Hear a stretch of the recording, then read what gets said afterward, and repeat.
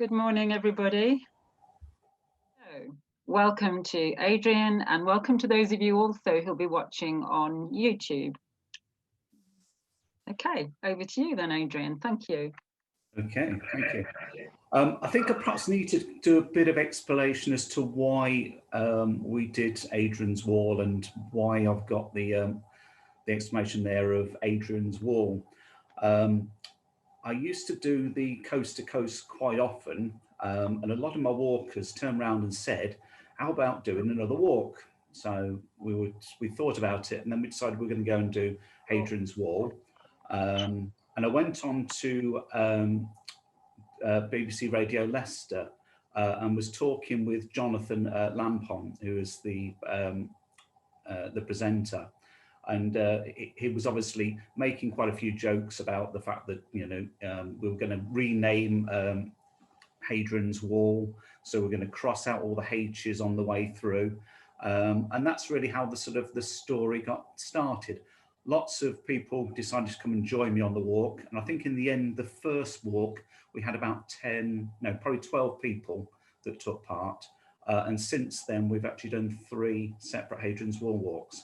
So the pictures I'm going to show you are a combination of all 3 of those walks.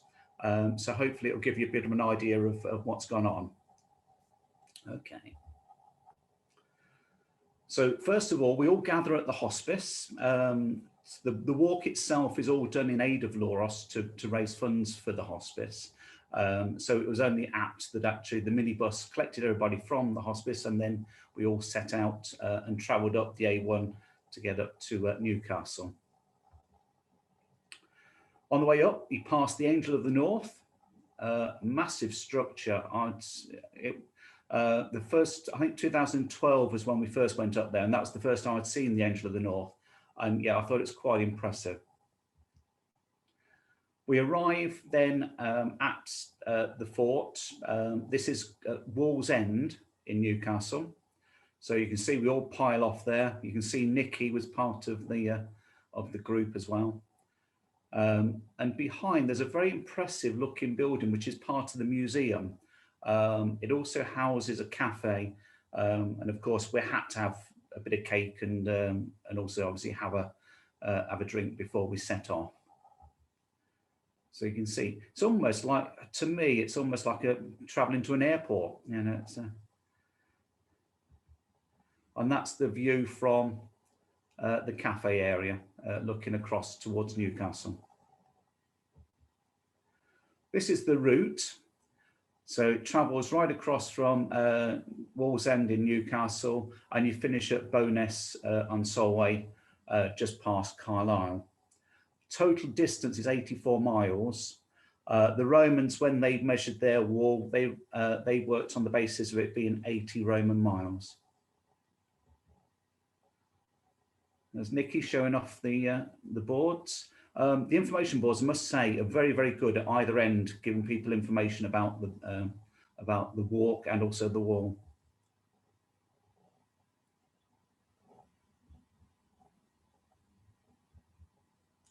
So we normally do a team photo before we set off.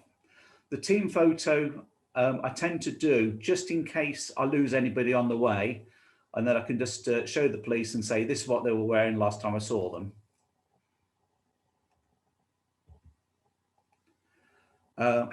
We decided, myself and Tony, we tried to sort of make a bit of a laugh of some of the things that we do. So we decided that we'd get some Centurion helmets, and then we wore them from time to time across the wall. We didn't wear them all the time because we feared going through Newcastle, we might have get mugged, or they might have thought it was fancy dress. So just before you leave, there's actually a list then on there that shows the builders of the wall. And then there's a stone as well that marks the southeastern extremity of the wall, which then headed straight down to where the water was. And this is actually on private land. So somebody had has donated this to the public. As we set off, we go over a bridge. You can see the Swan Hunter shipyard in the background as well. And then on the way down, there's loads and loads of different structures. So the next few pictures are going to be really of different parts of Newcastle as you're walking your way through.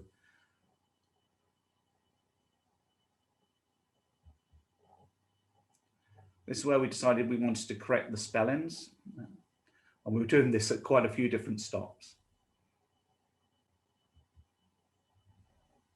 It's a lot of pathway for a start. So you've got to get used to doing an urban walk. So you're walking down through some of the suburbs, but then down to the water's edge. And this is the Tyne.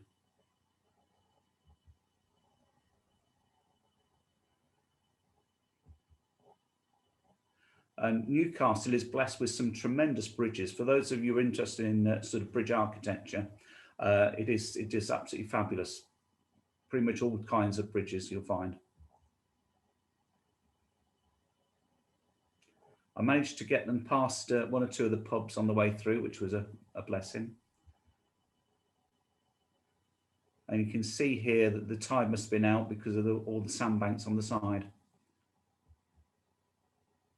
And there's just some lovely structures on the way down, most to do with maritime and also music.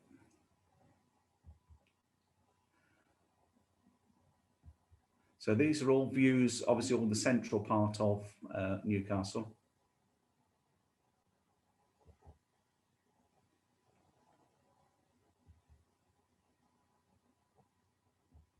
I'd have to say, as a city, I think Newcastle is very, very good. Okay, the nightlife can be a bit rowdy, but I think the structures they've got around are great. Just a shame about their football team.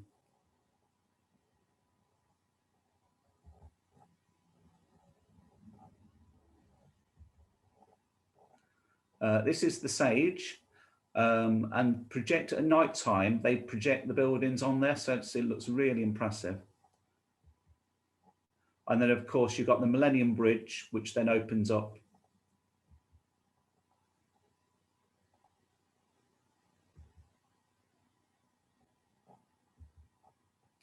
And it's quite impressive when the colours keep changing as well on the bridge.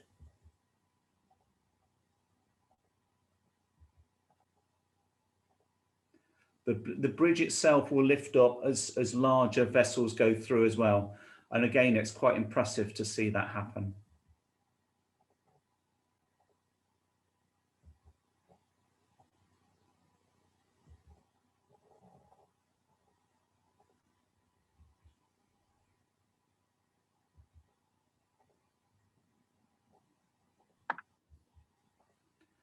And as if you don't need reminding, it actually tells you what the bridge is.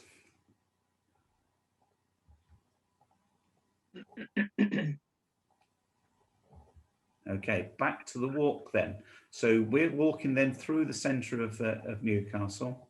And basically, you keep alongside the Tyne for quite some distance. Put the walls in. Yeah.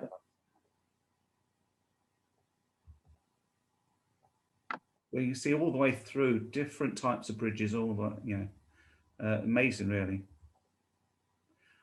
Stop and have our breaks. So again, this was a nice, timely little spot. Yet another one as well. We tend to find some really nice sort of areas where you can just sort of sit down, have a quick drink and a bite to eat. And we found this right in the middle of one of the roundabouts, which is very, very impressive as a structure. It's interesting to see where it's got the new meets the old. You can see the girl, she's holding up a mobile phone, taking a selfie, whilst you've got the miner carrying his lamp.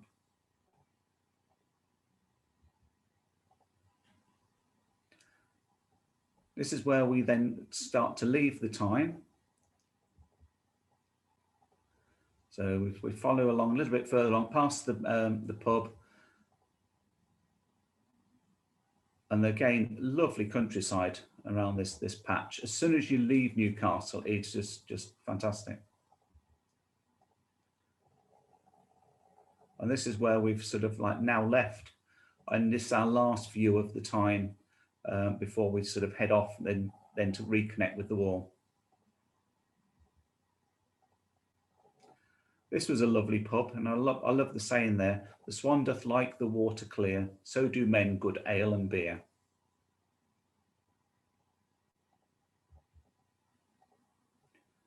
There's odd signs here and there, and it's nice again to see some really nice sort of flowers out and about.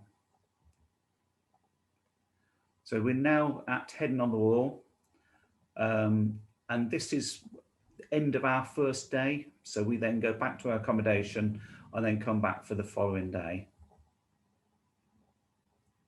And the one big blessing with this particular walk, it is part of the National Trail. So as a result, it is very well signposted.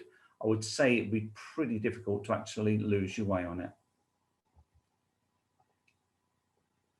This is the start of day 2. Some silly antics. And there's the team ready for the off.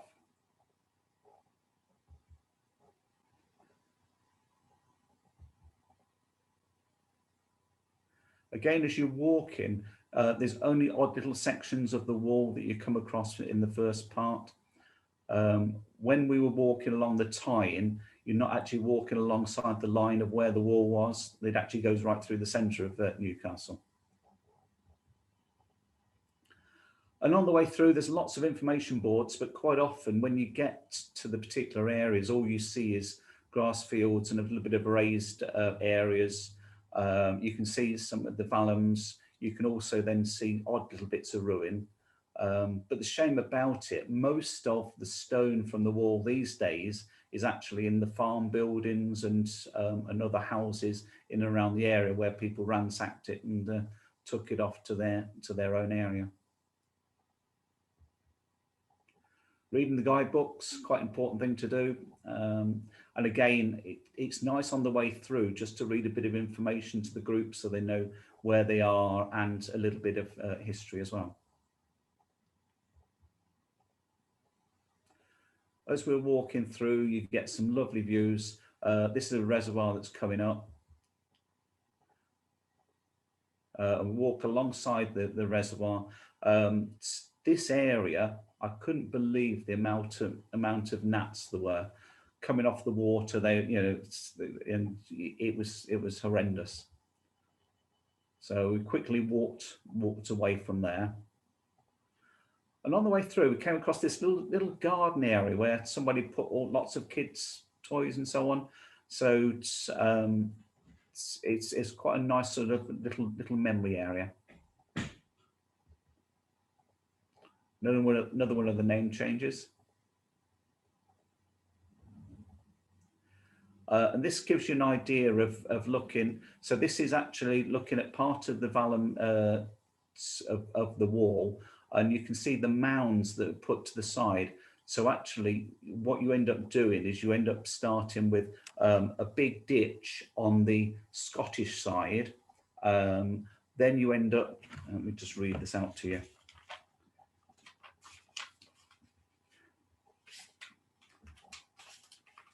So you start off with a ditch, which would be on the Scottish side.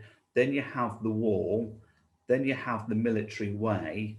And then you've got the vallum. And then you've got a ditch, which has got adjoining mounds. So it was well protected.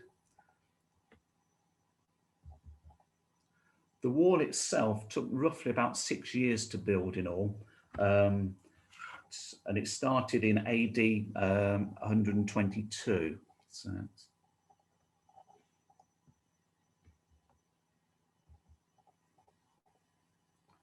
but you can see some lovely countryside. Whilst you walk alongside some part of the military road, most of the time you're across fields, which is nice and comfortable to walk. The odd rest with some happy people. I'm not sure what Nikki's trying to do there, but I think she's trying to explain she can span the whole of the walk. Came across a lovely little tea rooms, which was, again, a nice little lifesaver right in the middle of nowhere.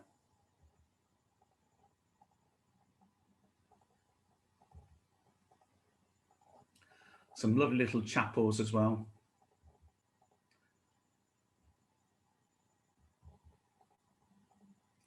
But you can see a lovely rolling countryside. It is stunning. Again, this is another area where there's a small little bit of wall. So again, it's nice just to sort of stop and have a look round.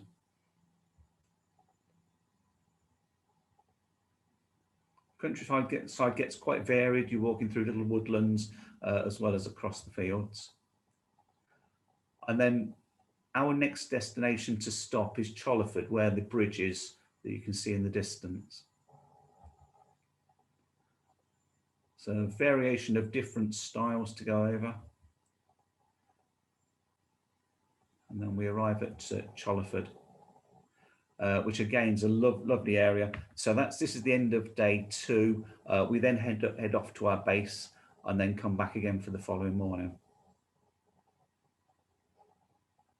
You'll see those lines feature a bit later. Our stop, the first time we went, we were stopping at the Premier Inn in Newcastle, and then we moved on and we were stopping at the youth hostel Once Brood. Since then, this has been demolished and now rebuilt and has reopened now as a brand new youth hostel, which I've not been there yet, but everybody says it's very, very good. So this is then the start of day 3.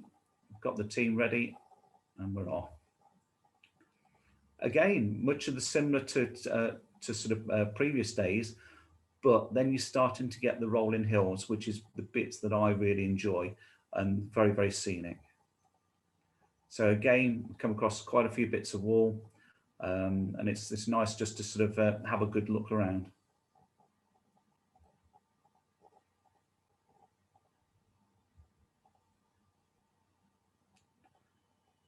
This, we think, was part of a chapel. And it's amazing, actually, the little bits and pieces that are still around, even after all this sort of time.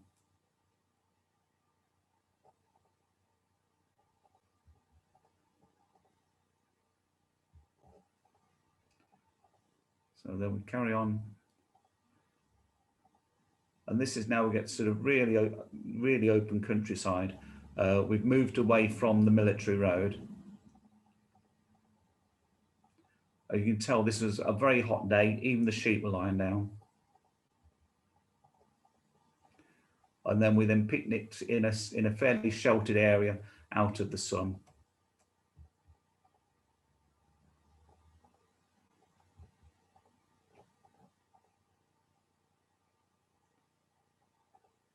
But you see this sort of odds and ends of Roman remains, which again, it's nice to see this, but I just wish there was a little bit more work put in to actually sort of restore a lot more of these places.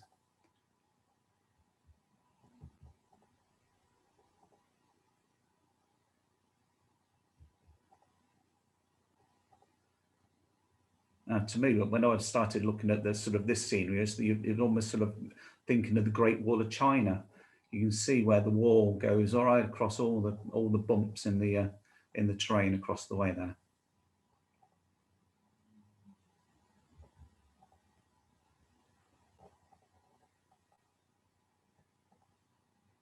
Now this is very, very open in this part, very exposed.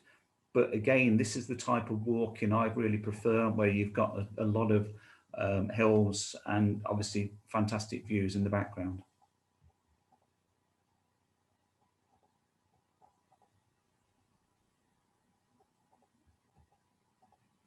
I'd have to say, as a walk, this is probably one of the easier ones that we've done. The middle section is a little bit on the hilly side, but actually it's actually quite a pleasant walk, and being only 84 miles, it can be done quite easily within a week.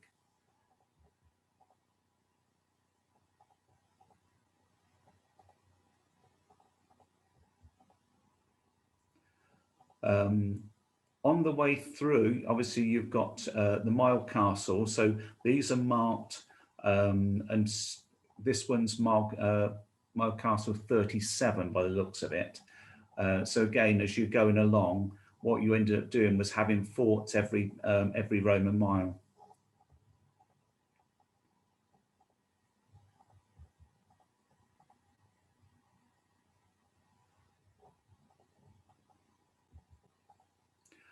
And we get to a point where the Pennine Way cuts across us. So that's, again, you can see that going way off into the distance. Pennine Way is one of those walks which is over 200 odd miles. And it's, talking to quite a few people who have done it, it's not quite so exciting as some of the, the walks like the Coast to Coast and so on. You see, you get some stunning views, but here you can perhaps see the way, you've got quite a drop. All our group is spread over quite a way as they're dropping down and then coming back up the hill.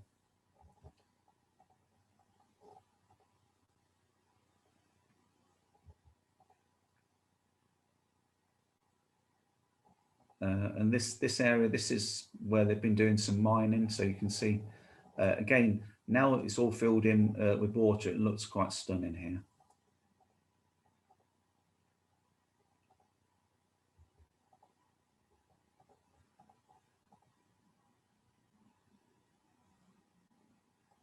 Just wish I had time just to create a calendar, I think, for all these pictures, because there's some really nice views. So it's Craglock.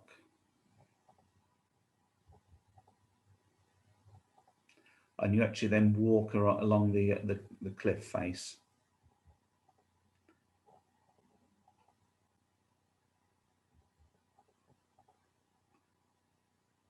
You can see quite a drop down there.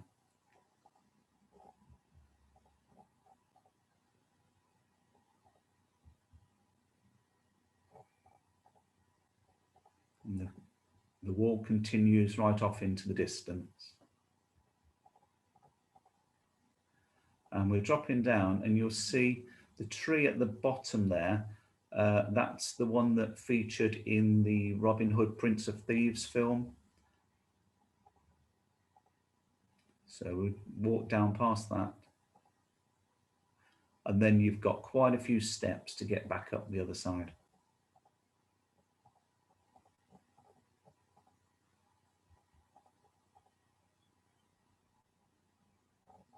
It's another one of the small castles.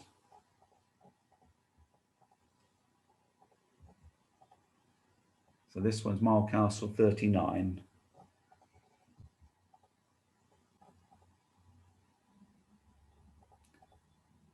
As you can see, there's quite a bit of climbing to do, and as you're heading down into the valley again.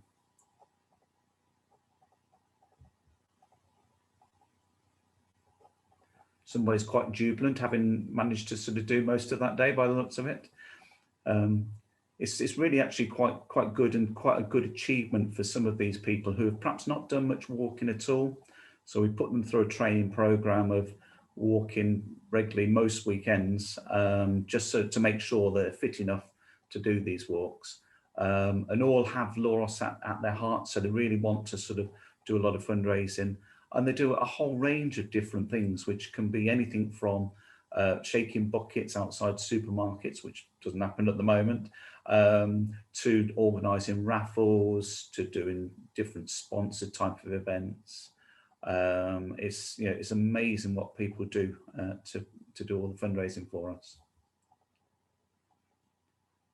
And of course, when you're on these walks, you get rewarded with these fantastic views.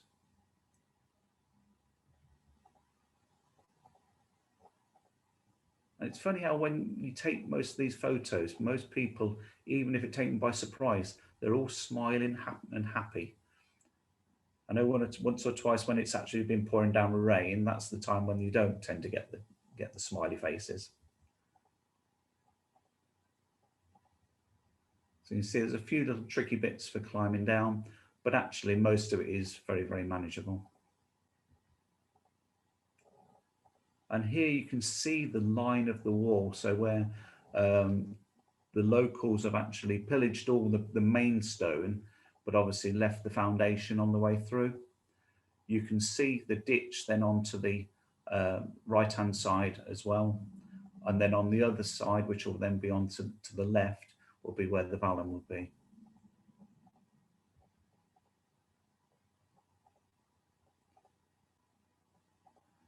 So this area is known as Shield on the Wall. So this is, again, a lovely sort of patch. And we're getting close now to the end of this particular day. So then what we end up doing is we load up everything onto the minibuses. So really it's only day packs that we've got. And then we're going to go back to our normal accommodation, just so that people have got the chance to then recoup them for the day. And then they then sort of load up the following day, ready for the off. The minibus really is so useful because you can then stop at various points where you wouldn't normally be able to. Quite a few people who are doing the walk on their own find it then difficult to then find different accommodation on the way through, whereas we've got it all sorted and people don't have to worry about that. And also with the youth hostels, the food is pretty good. They have changed their rules now though, so that a lot of it is more what I would call snacky food rather than, you know, lots of vegetables and so on, which obviously, you know, we want to have that type of thing when we're on our way through. But having said that, it's, you know, youth hostels are still very, very good value, and you know, I would thoroughly recommend them to anybody. So this is us relaxing. So this is one of the lounges in the youth hostels. And the big change that's gone on is all of them are licensed, which is very, very pleasing to most people. Although looking at this, it looks like they've only one or two have got beers, the rest have gone for coffees. You can see everybody's all on their phones. So sending messages back to people, checking on the photos and so on. You know, it's amazing actually when you walk in, you can be quite chatty and so on. And then as soon as you're finished, then you just want to sort of go into your own little zone for a little while. And this is then the start for the next day. So this is starting from Steel Rig once again, as we're starting to head off. And that's where we've got to the halfway here. So I just want to just talk about some of the other walks that we've done, and then we'll carry on in the next section with the rest of the walk. Oops, I've just lost me. So this one so far, what we've done is I've done the coast to coast now 13.5 times. The half time was when people did walked one way and then walked back again. I only joined them for half of that particular journey. But then Hadrian's Wall we've done 3 times, which again, I can certainly recommend that as particularly for people who are looking for one of their first long distance walks. The other one that's also very, very good, which is a fairly low level, and is the Dales Way. Again, fabulous walk, and you actually walk in the valleys, so there's very, very few hills. So if you like that comfortable type of walking, that's one of the ones to do. Following on from Hadrian's Wall, we then went on and did the West Highland Way, which is 96 miles, and again quite a doable walk within a week. And then the bonus is you're very close to Ben Nevis, so if anybody hasn't climbed Ben Nevis, as long as the weather's suitable, you've got the chance to go and do that. The first time we went, the weather wasn't suitable, but the following 2 times we had the chance to go up Ben Nevis. Again, fantastic. And because it was April, there was a lot of snow still on the top, which made fantastic photos for us. Another one which I could certainly recommend to everybody is the Cleveland Way. This one's 110 miles, and this is, to me, it's a lovely walk because you've got the chance to go up Rosebery Top Inn, you've got a chance to see the Cook's Monument, and then you actually join the coast and walk all the way down the coast past Whitby and Scarborough. And again, I just think it's just a lovely walk. Harriet Way was one which we did in 2011, and this was from the group in 2009. The Coast to Coasters said they wanted to do something a shorter walk, and we went and did that. It's a circuit around the Yorkshire Dales, and only 52 miles, but again, you know, it's lovely to do. And at various points, you do join in with the coast to coast path as well. Leicestershire round again. So we've done it once as a full one, and then we tend to do it now as quite a few odd little sections. One thing which we're going to be doing with LOROS, for anybody who's interested, over the summer months, it looks like it's probably going to be toward the end of July. We're looking at doing the Leicestershire round, where people will drive to the start point each day, and then we will organise transport back to their vehicles. And we'll be doing it in roughly 10 to 12 mile chunks.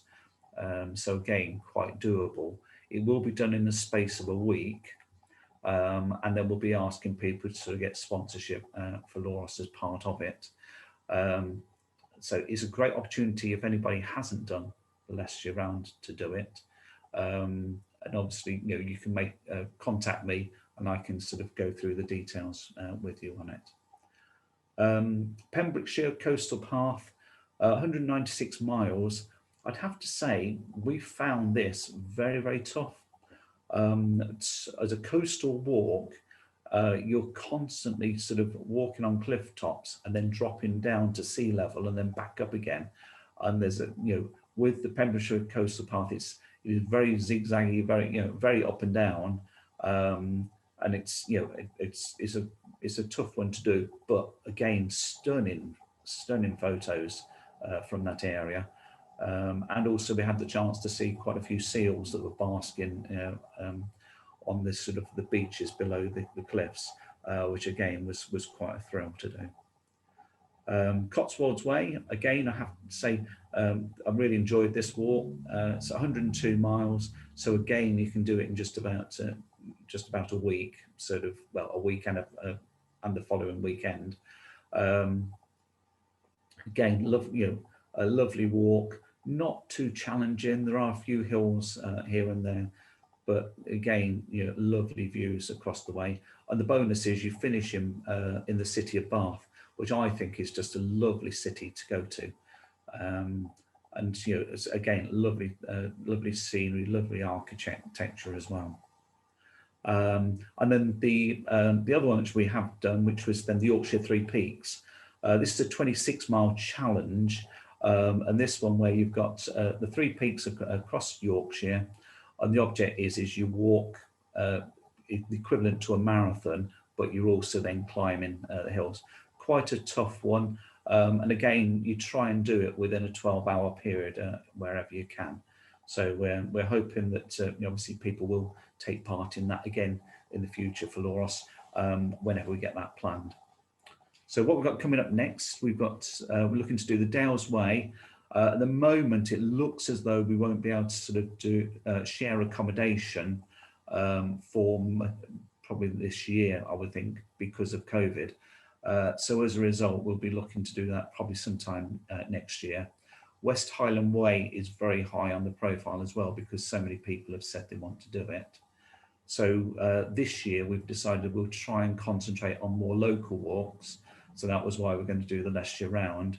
We're also going to try and look at doing the shorter Rutland round as well, and also doing the National Forest Way, which again is a nice walk to do. And of course, the beauty about it, you set off in Leicestershire as well for that one. And the new one we're looking at doing is the South Downs Way. We were hoping to go down in this May to go and have a look, but again, sharing accommodation wasn't going to work. Normally for my walks, I go and do a recce first of all. So we'll go down as a small little team, walk the route, work out where the various stopping off points, check the accommodation, so that actually you're confident when people come and join you on the walks that it's all going to work. Welcome back, everybody. So this is now part two. in this part, you'll see the remainder of the walk, but then also I've included some pictures then from the 2016 walk, which you'll see what the actual sort of the flavour was for that particular one. Okay, let's get started. Okay, so we're now starting, I think this is day 4. So have the lineup of everybody. You can check, see exactly what they're wearing, just in case we lose them. And we're on our way. Oh dear, there's Nikki. So you can see this is quite a misty day today. The mists have come across really from the forest that's off to the right-hand side. But again, you can still get a real good sense of of the hills that are going off in the distance.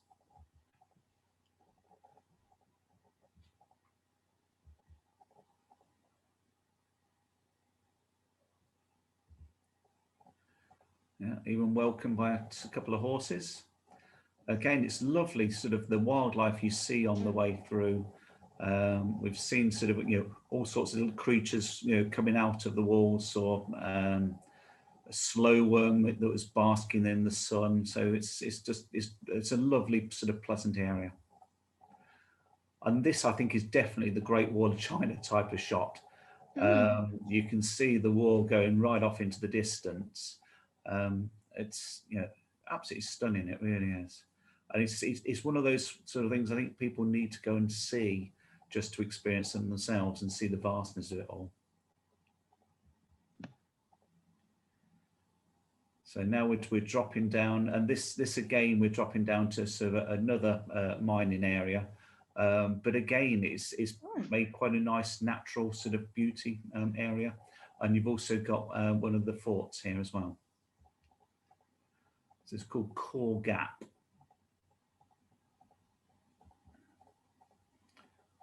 But again, it's just just nice scenery. We had a chance then to obviously have a look around and see the fort, see how it's all, how things are, and also read on the information boards there as well.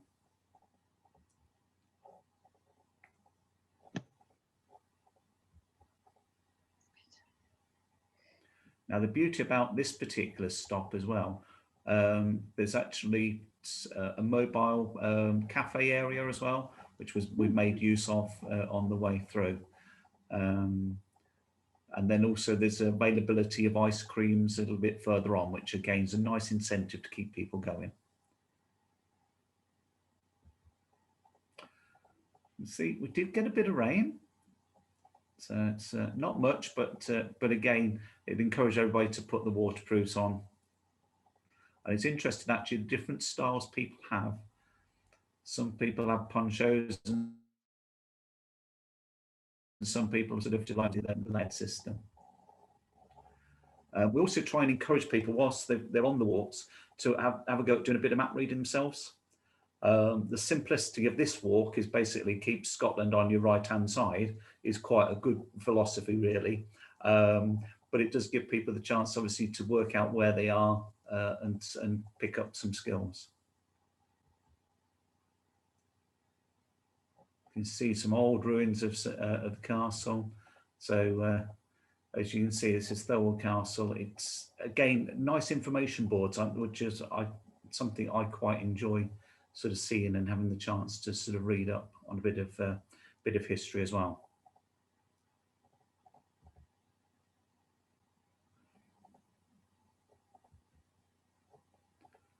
See, the lambs were out as well. So again, you can tell this was sort of like sort of the early part of the year. I think this was probably April when we were walking.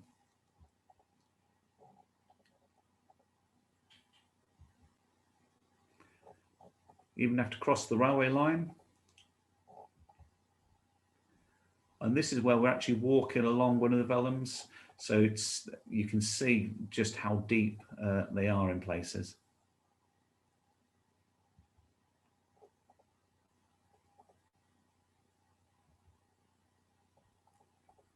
Again, some of the remains of one of the forts.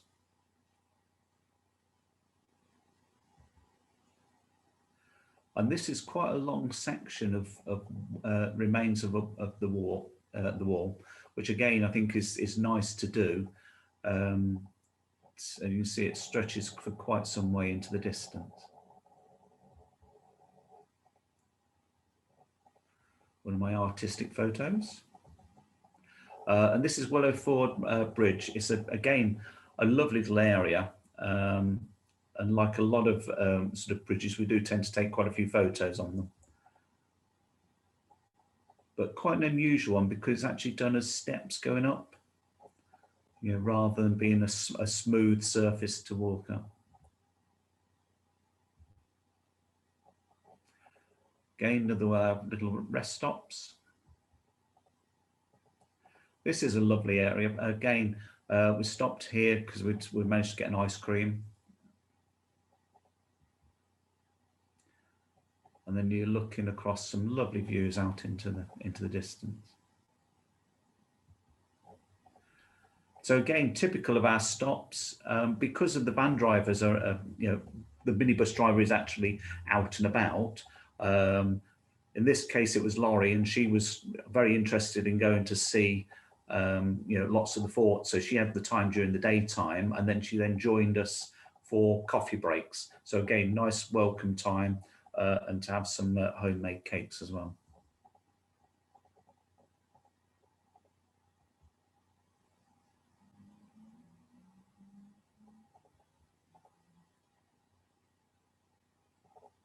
Again, you know, sort of, you know, lovely countryside.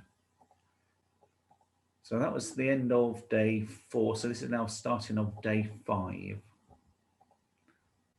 can see this is the other group. This is where we found sort of some of the remains of the walls. This was where we'd got an information point which actually said about a lot of the wall was taken off, and as you're walking through some of the villages, you can see some of the old stone, which obviously was taken from the wall.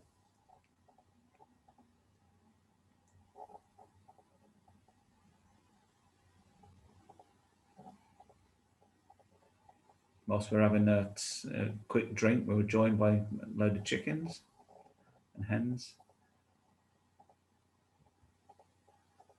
And then we've got a little bit of road walking to do now. But as you can see, it's just lovely countryside. And actually, so when we get to sort of the questions, I want somebody to see if they can answer what this is, because I'm not too sure. These are markers that are actually in the ground, actually in the water stage. I'm not sure quite what they were for. So this is the village of Walton. And again, you know, we saw in the sort of slight distance, you know, waterfalls and all sorts. Again, one of the big things about being a national trail, there's quite often a lot of slabs that are put down, particularly when you've got marshy areas, and also when people are going up and over hills. It's good. Obviously, it sort of preserves the land as well.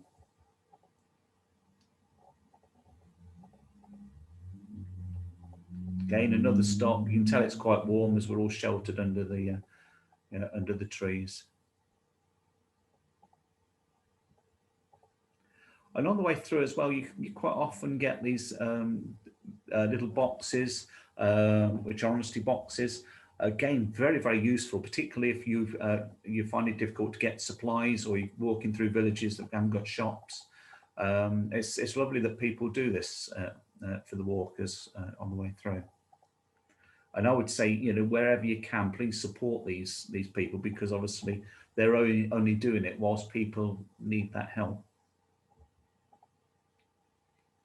Disturbed some cattle whilst we were walking along. They were having a quick drink. So this is the signpost now, so we know that Carlisle's only 12 miles away. Quick check of the maps. And on the way through, I think this might have been the 2012. The pub wasn't open at that point, but it was on 2014. So of course we had a chance to then stop and have a drink there. Again, up in this area, you'll see quite a few sort of trotting races going on, and this, you know, it's quite nice to sort of see them out and about. We were getting very, very close to crossing the motorway. And here we are. So this is on the A69. So you've got the turn off then for Carlisle. It's a very busy motorway. All of a sudden you start to realise just you're actually back into sort of a big civilization, having left Newcastle a few days before. So a few follies on the way through. And these were some lovely structures that we found in somebody's garden.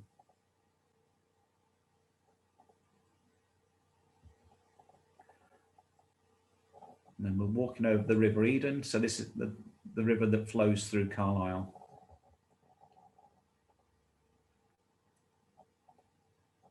You can see how warm it is. There's even a few people sort of taking a bit of a bathe. And then we arrived, there's a health, like a sports centre that's available at this particular point. Very, very useful to go in for and have a quick coffee as well. I'm not sure what the girls are actually trying to do there. So that's, yeah, so that's the sports centre. So again, we had a chance to have a coffee, and then we're on our way to finish for the day.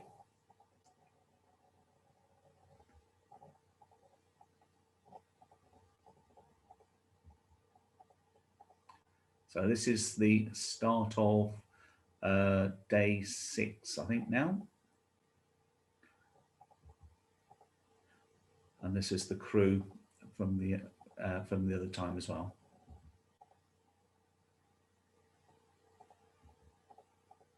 Another honesty box. This is actually a fridge, which I think is very kind. This was actually done, so it's actually done by all the villagers, and they keep stocking it up. So, yeah, really, really lovely for people to be doing this sort of thing.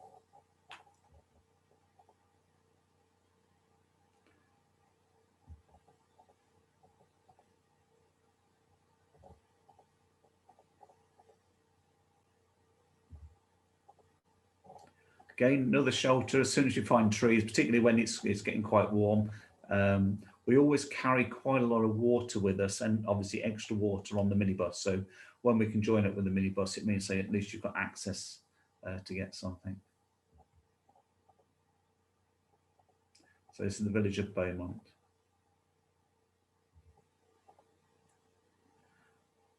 Seven and a half miles to go.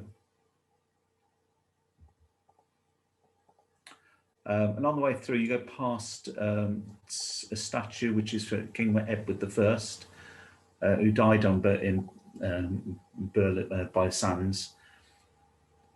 So again, it's nice to sort of see a bit of history there.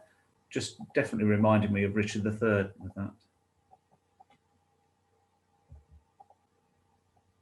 We're now entering an area. So this is where you've got the road is obviously liable to flood because of the tides, and various points along the road you see all sorts of markers just so that people stay on the road when it is flooded.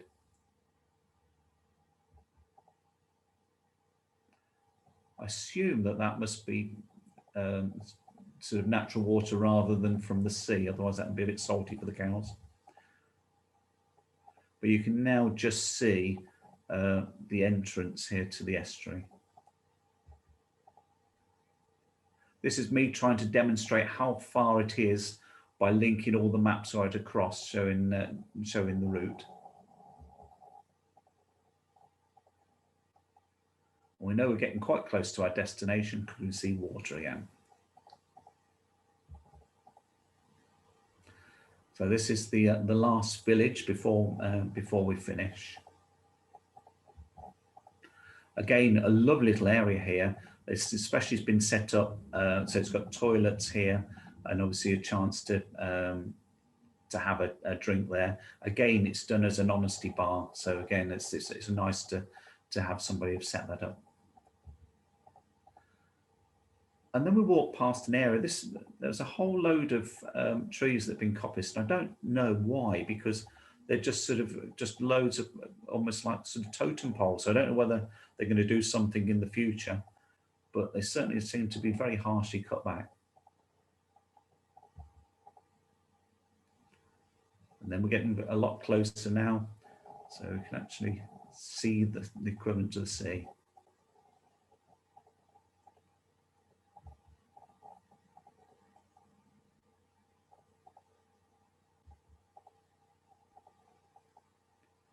So we're heading now into Bowness. This is where we're due to finish. Because we got no sign at the time to say that it was LOROS, somebody had just decided to hang that over there temporarily. And then as you get into the village, you see this little sign, which then takes you down to where the finish is. And basically, it's the equivalent to almost like a bus shelter that's down close to where the water is, which is then the finish. And again, lots of information boards that are available here. And then we then open up some bubbly so we can have a quick drink to celebrate.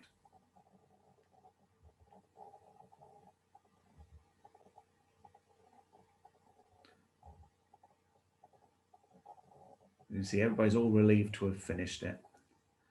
And then we head down to the water just to for a quick dip. And then in 1 year I went down, and then in my sandals so I could take a dip.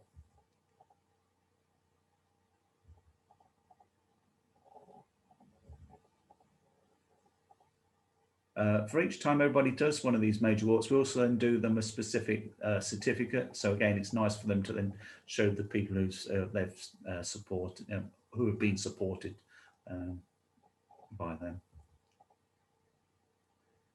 There's quite a few mosaics as well within the equivalent to this bus shelter, which again are lovely. And then it's off for a satisfying cup of tea. There's a really nice cream teas place just round the corner. You see one or two are enjoying them.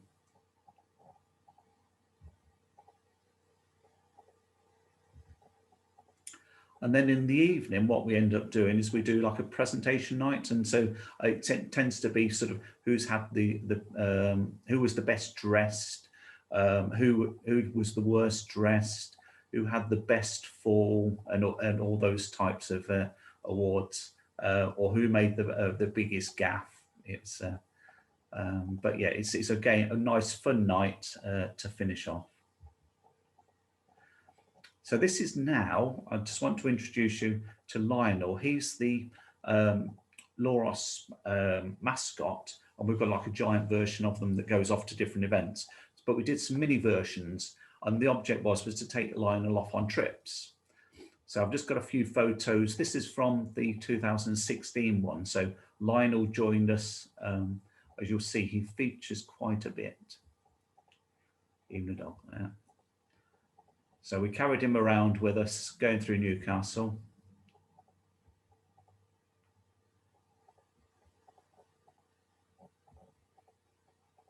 Again, you can see the number of people on the bridge. This was actually a boat race that was going on at the time for 2016. And this was also the year, as you'll probably remember, that Leicester City won the Premiership. So of course we had to then make sure that we were back in time on one day so that we could head off to find a pub so we could actually see them being presented with it. And so these are photos from the pub itself, which of course we celebrated. So this is outside the Sage. It was whilst we were outside the Sage, we came across two policemen, which you'll see in a minute. Probably not yet. So you can see lots of different occasions where Lionel was featuring. Oh yes, then we were crossing over, and we met these two policemen, and for some reason the policewoman decided to handcuff Lionel. So it made quite a good photo, and it was one that we then sent back to LOROS and then featured quite a bit on the website. Again, we came across quite a few deer on this occasion. And I came across this sign, which I thought was really good. So one of the sheep has learned to open this gate, but she can only go one way and cannot get back to her lambs. Please put the loop back over this as it stops her from getting out. So that was a really nice message from the farmer. This was our drive of 2016, Dave. He would surprise us every now and then. You're walking around a corner, you see him climbing up a tree or something, something daft like that. See Lionel still there. Even a heron there.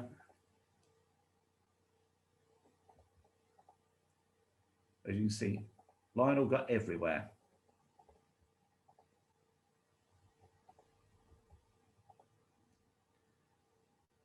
Even got involved in a giant game of chess.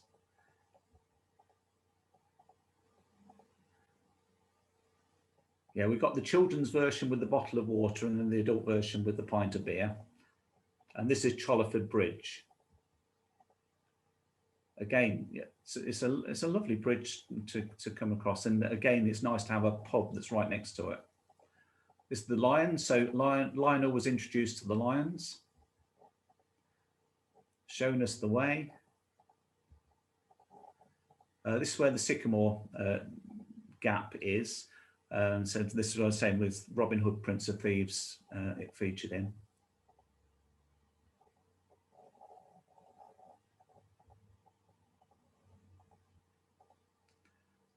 More pictures of Thurwell Castle. He soon got rid of this one, I tell you. This, yeah, gave him an ice cream, and that was it. It was gone very soon. I think that was Lionel's intent of doing pole dancing. And we came across these giant chairs. The lady on the right-hand side, you won't believe she's in her 70s, and she looks like a little kid there, doesn't she?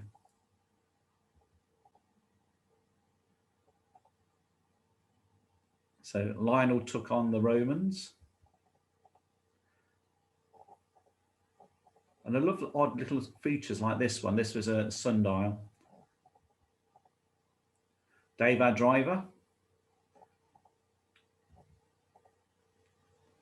Lionel made friends with the waitresses as well. And then, of course, we had to have our picture taken, didn't we, with the sign saying Bowness is only 1 mile away. Lionel having his breakfast, then off to bed. And there's the trapped too. And that's the end. Looks like you had a lot of fun. We do. I think when you do these sorts of walks, sometimes there's odd. Well, I mean, Nick, you'll back me up on this, but yeah, there's lots of banter that goes on, and there's certain things that you try to do just to sort of keep people entertained, and you do go a bit stir crazy when you're on the walks as well, which again I think it's just nice to have that sort of fellowship with everybody and to get on. So we even did when we went and did the Pembrokeshire coastal path. We were thinking about pirates. I think that was because we were thinking of Pirates of Penzance, not Pembroke. But we decided to sort of go as pirates, and we've got Lionel dressed as a pirate. I even went right at the end. I went into an ice cream parlour, and I said, "Could I have rum and raisin?" And she said, she says, "Oh, sorry, we've run out of rum and raisin." I said, "What? We've sailed the 7 seas and we've come across and you haven't got any rum and raisin?" So which she had a good laugh, and then she insisted we had some photos taken with her, so she could put them on her website for her place because she thought it was quite entertaining. So yeah, there's all sorts of fun that goes on. And the beauty about it ends up raising lots and lots of money for LOROS. Fantastic. Yeah, thank you very much. I was only going to comment because I know I've said it before, but Adrian's very modest, and he honestly is the most patient person I have ever met. I mean, sometimes, I'd be quite happy to strangle some of the people in the group and some of the things that they say, and he just stays completely patient and calm. And when I would at least want to come out with a highly facetious answer anyway. And this organisation is absolutely meticulous, you know, just to be able to turn up and walk without having had to think about accommodation and meals and everything. I mean, he thinks of every last thing. He and Tony between them, really, they're a fantastic team, and we're all incredibly grateful to them.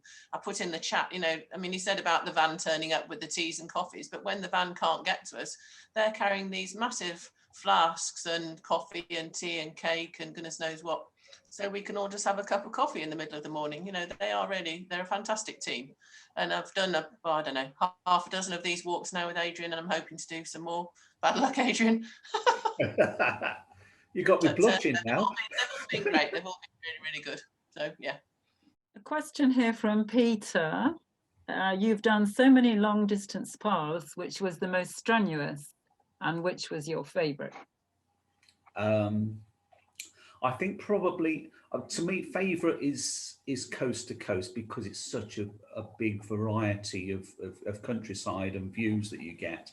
I mean, you get people internationally that will come and do that walk. You know, people from New Zealand, Australia, we've come across quite a few from Canada. And you're thinking they're coming from these places that seem to be outstanding beauty. But actually, when you talk to them, they say, actually, yes, it is outstanding beauty, but it's a one-off. It's just one type of countryside you see. Whereas actually, you come and do the coast to coast, and you've got a bit of everything there. So you've got obviously the dramatic lakes, you've got the North Yorkshire moors, you've got the lovely dales. So it is a really good combination. So to me, I would say that's probably the favourite. In terms of the most difficult, I think it may well have been just at the time, but I thought the Pembrokeshire Coastal Path was the toughest at the time, purely because, I think we just hadn't got it quite right in terms of the distances. So there were some days where we were doing a little bit more than I'd really wanted to, but we had to just because there wasn't any other places to stop. But yeah, that's all I would say on that one. I would certainly go and do again, because I think the countryside is just fantastic, and I love, you know, sort of the actual sort of coastal paths anyway. And then to see the seals was brilliant. We were disappointed we didn't see puffins. Everywhere when we turned around coins, we kept on seeing these birds, and we kept on thinking it was puffins, but it wasn't.